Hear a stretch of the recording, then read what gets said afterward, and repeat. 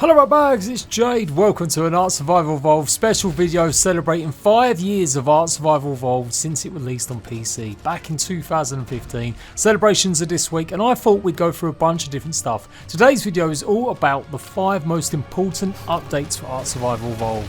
What were the biggest changes?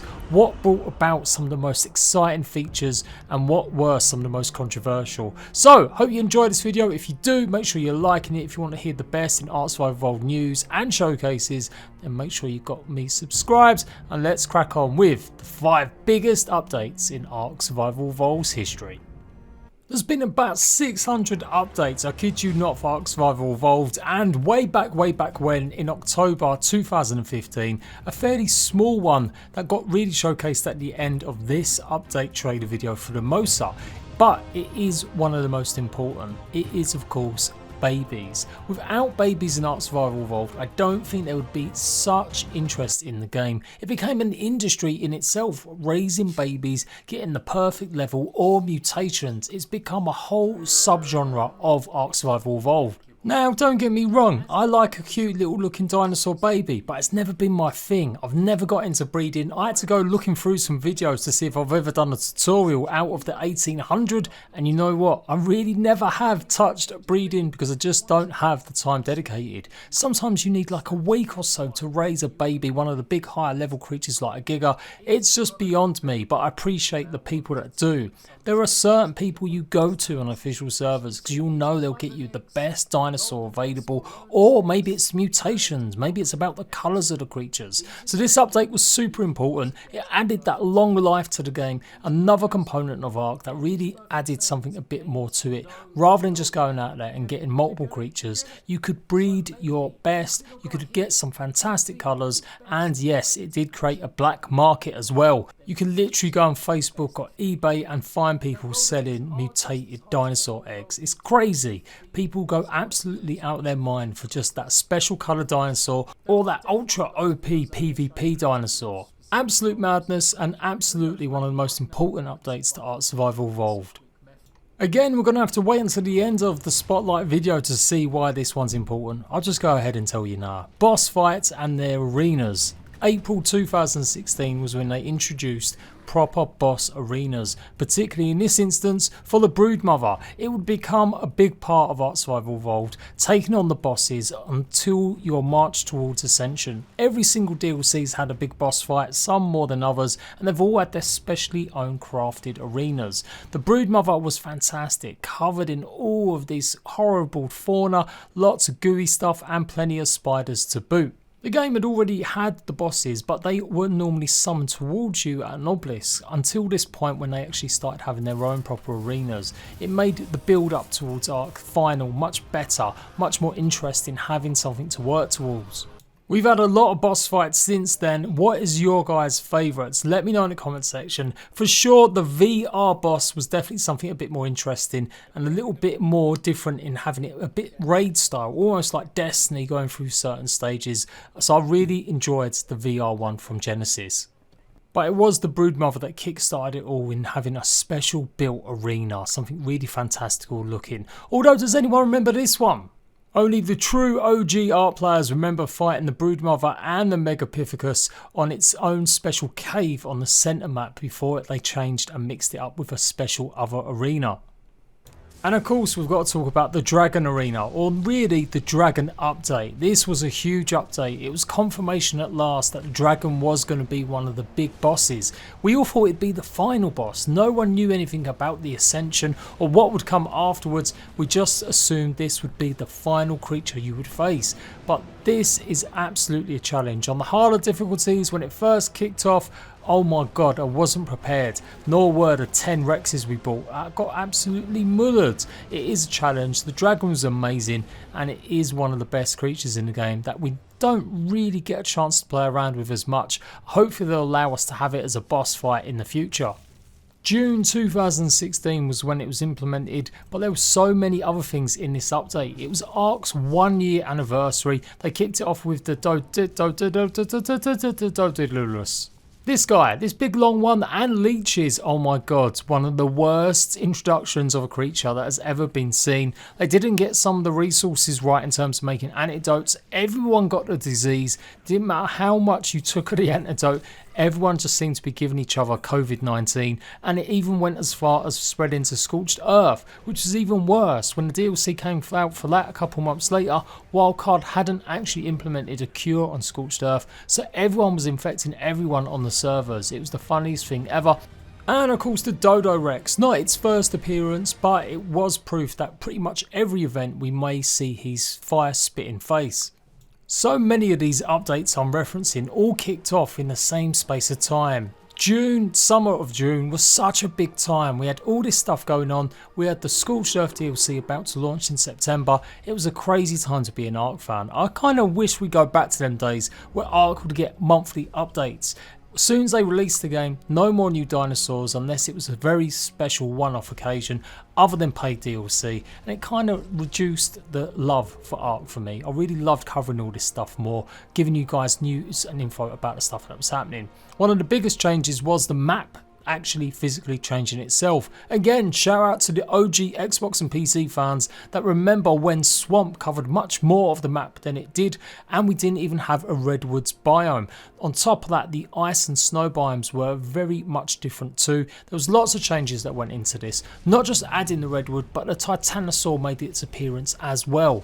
I have to say though, the Redwoods has been one of the best additions to the game. No matter what map you play it on, the Redwoods always seem to have a bit of a special love from the map creators and the devs themselves when making this biome. It's great going around these trees. Finding tree tops to build your actual tree platform bases was fantastic. And although we maybe didn't build the Ewok villages of our dreams always, I've showcased off some fantastic tree houses in my time covering Ark Survival Evolved. So for sure the Redwood biome is definitely one of my favourite biomes in Ark, and it was definitely needed. The Titanosaur? Maybe not so much.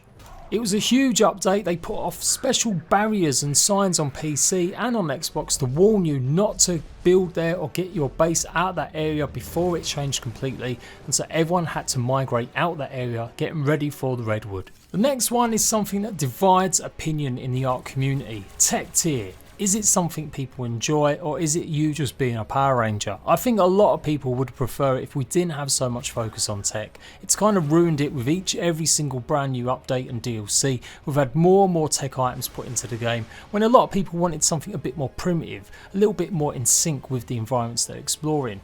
For sure though, it did give more options, and the excitement building around tech was huge. It first got previewed back in November 2016, and when it got implemented in January, it led to record numbers of players playing Ark Survival Evolved. Some of its biggest amounts ever, in fact, on Steam, recorded playing the tech update. It was one of my biggest months ever as well, showcasing all the brand new items, the abilities of the tech gear. Absolutely madness, and it was definitely a contentious issue. Lots of people just didn't like being a Power Ranger.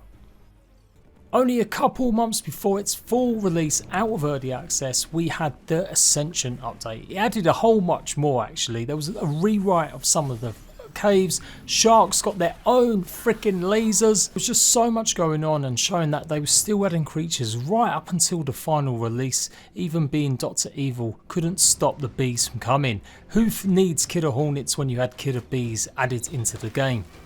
It's mad. I love going down memory lane a little bit because I've been here for pretty much every update. My first news video covering Ark updates was way back when the kangaroo got added to the game. That was back in 2016 in January. I was one of the first people to start covering it specifically for Xbox and console fans, and I've never looked back since. 1800 Ark videos later, a good 500 or 600 of them videos being about updates and spotlights on new content incoming. I've really enjoyed that time, and as I said, I really kind of wish we'd go back to it a little bit.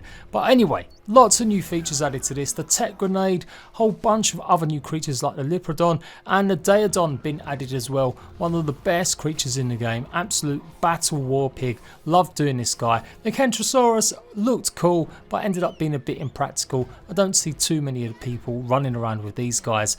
There was a lot more still to come before the final piece of the puzzle, the Arc Ascension. We had the tech tier turret guns added to the game and the ability to even go ahead and clone your favourite dinosaur creatures. Again, something not a lot of people I think really use to their full capacity. Maybe there needs to be a bit of a boost to this to make it a little bit more interesting. I always thought it could do a bit of gene splicing, that would make it really interesting, but I never really went too deep with it. But it was this, it was the final rewrite of the volcano, showing the tech door cave entrance. This whole area got redone, rejigged, and it was brand new, added the biggest, hardest challenging arc, going through here, trying to get past the hundreds of creatures that litter the path, and then obviously going through to the final ascension and taking on the Overseer boss fight. It was almost there, although we didn't see that boss fight until the full release a couple months later, but the tech cave was here, and it was really interesting to see what Wildcard may have in store for us coming up very soon.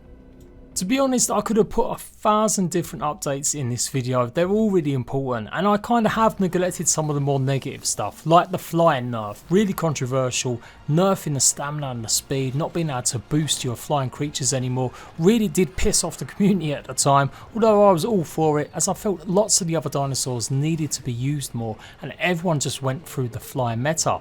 Way back before then was the first nerf of dinosaurs, when raptors were OP and powerful. People were getting upset at spaghetti even back then. We've had updates that have nerfed things like turrets, we've had nerfs to Managamars and DLC creatures, you name it. Wildcard haven't been too scared of sometimes taking the bit of a hit and making sure that they're trying to balance the game correctly. I don't think they've really succeeded, but they kind of try their best. For sure though, the final update, the launch update, was amazing, showcasing all the new stuff, the last boss fight, all the bits we've been promised for ages, like fixes and balances, kind of maybe weren't there as much as we'd hoped, and we maybe thought we'd get that in TLC updates in the future, but Wildcard have been just a bit rubbish at them, only producing 2 TLC updates in the 3 years since it's been out of early access. They're putting that right, we're getting one this year which is going to focus on a bunch of brand new creatures that need a bit of revamping and hopefully much more added changes. But there's so much more you could do with Ark Survival Evolved if the developers treated it more like a live service rather than just a game that they update only when they're adding big DLC. Imagine if they went back to the days of adding a brand new creature every month, or maybe adding a brand new item, or even new build pieces, something huge, something big to get the community up and running again. Everyone gets excited about TLC because it really is the only time the game gets fully updated that you really notice a big difference. Agree, disagree, you guys tell me your favourite update of the game, your favourite moment, and I'll see you ratbags to more celebrations of Ark's 5th birthday.